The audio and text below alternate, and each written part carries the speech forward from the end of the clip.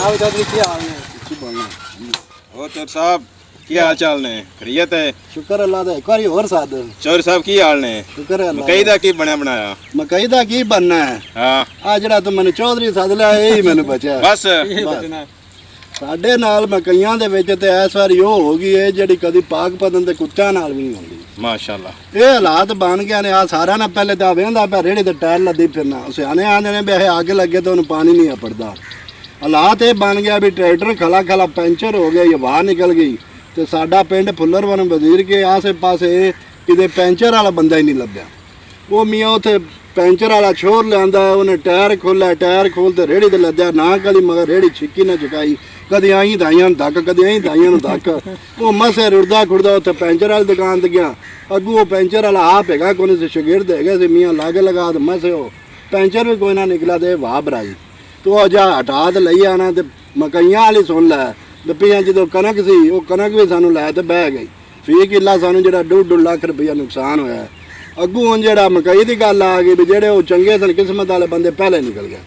ਹੁਣ ਵਾਰੀ ਆ ਵੀ ਜਾਂ ਬਾਰਿਸ਼ਾਂ ਸ਼ੁਰੂ ਹੋਈਆਂ ਨੇ ਜਿਹੜੇ ਮਾੜੇ ਮੇਰੇ ਤੇਰੇ ਰੰਗੇ ਬੰਦੇ ਸਨ ਉਹ ਵਿਚਾਰੇ ਵਿੱਚੇ ਹੀ ਫੁੱਟ ਗਈਆਂ ਨੇ ਉਹ 2300 ਵਾਲੀ ਮਕਈ ਸਾਡੀ ਉਹਨਾਂ 1200 ਨੂੰ ਵੀ ਨਹੀਂ ਲੈਂਦੇ ਪਏ ਨੰਬ ਘੜਤੇ ਨੇ ਬੰਬ ਨਿਕਲ ਗਈ ਮੈਂ ਨਾ ਵੀ ਸਾਡੇ ਜ਼ਿਮੀਂਦਾਰ ਬੰਦੇ ਜਿਹੜੇ ਨੇ ਸਾਰੇ ਮਰ ਗਏ ਨੇ ਸਾਡਾ ਇਸ ਵਕਤ ਜ਼ਰਾਅਤ ਜਿਹੜੀ ਹੈ ਨਾ ਇਹ ਮੁਲਕ ਦੇ ਵਿੱਚ ਰੀੜ ਦੀ ਹੱਡੀ ਦੀ ਮਨਿੰਦੇ ਸਾਡਾ ਅਗਰ ਮੁਲਕ ਦਾ ਜਿਹੜਾ ਕਿਸਾਨ ਹੈ ਖੁਸ਼ਹਾਲ ਹੋਵੇਗਾ ਤੇ ਸਾਡਾ ਮੁਲਕ ਪਾਕਿਸਤਾਨ ਵੀ ਖੁਸ਼ਹਾਲ ਹੋਵੇਗਾ ਸਾਡੀਆਂ ਇਸ ਵਕਤ ਵੇਖ ਲਓ ਤੁਸੀਂ ਮਾਰਕੀਟਾਂ ਵੀਰਾਨ ਨੇ ਬਾਜ਼ਾਰਾਂ ਦੇ ਵਿੱਚ ਰਸ਼ ਕੋਈ ਨਹੀਂ ਹੈਗਾ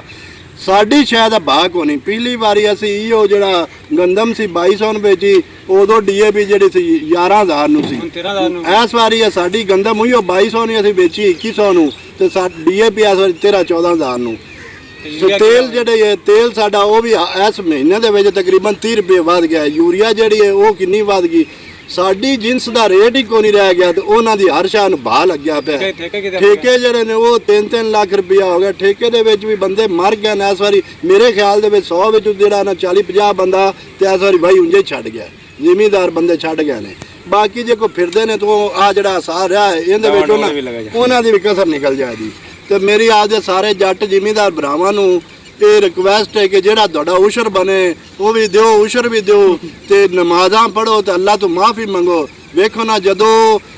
ਅੱਲਾ ਪਾਕ ਨਾਰਾਜ਼ ਹੁੰਦਾ ਨਾ ਉਦੋਂ ਬੇਵਕਤ ਬੇਮੌਸਮੀਆਂ ਬਾਰਿਸ਼ਾਂ ਆਉਂਦੀਆਂ ਨੇ ਉਦੋਂ ਤੁਹਾਡੇ ਤੇ ਨਾ ਇਹ ਹੁਕਮਰਾਨ ਨਾਫਜ਼ ਕੀਤੇ ਜਾਂਦੇ ਨੇ ਤੇ ਅੱਲਾ ਪਾਕ ਨੂੰ ਰਾਜ਼ੀ ਕਰੋ ਉਹਦੇ ਵੱਲੇ ਝੁਕ ਜਾਓ ਇਨਸ਼ਾਅੱਲਾ ਕਾਮਯਾਬੀ ਤੁਹਾਡਾ ਮੁਕੱਦਰ ਬਣੇਗੀ ਅੱਲਾ ਤਾਲਾ ਤੁਹਾਨੂੰ ਰੋਜ਼ੀ ਦੇਵੇਗਾ ਘਾਬਰੋ ਨਹੀਂ ਹੌਸਲਾ ਕਰੋ ਜੇ ਦੇ ਉਹ ਨਹੀਂ ਰਹੇ ਤੇ ਰਹਿਣੇ ਆ ਵੀ ਨਹੀਂ ਤੇ ਅੱਲਾ ਤੋਂ ਉਮੀਦ ਰੱਖੋ ਤੇ ਤੁਸੀਂ ਆਪਦੀ ਮਿਹਨਤ ਜਾਰੀ ਰੱਖੋ ਮਾਲਕ ਦਾ ਕੰਮ ਹੈ ਰੋਜ਼ੀ ਦੇਣਾ ਅੱਲਾ ਰੋਜ਼ੀ ਦੇਵੇਗਾ